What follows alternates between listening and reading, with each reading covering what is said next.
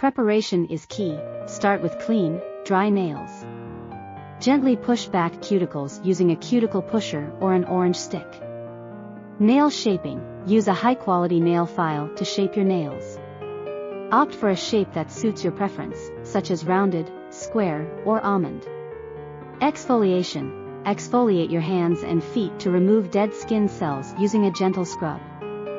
Focus on areas prone to dryness, like the cuticles and heels. Nail care. Apply a strengthening base coat to protect your natural nails. Choose a high-quality nail polish and apply it in thin, even coats. Allow each coat to dry before applying the next. Perfect polish. Use a steady hand when applying nail polish. Clean up any mistakes with a small brush dipped in nail polish remover.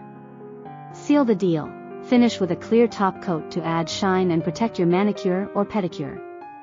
Allow ample time for your nails to dry completely.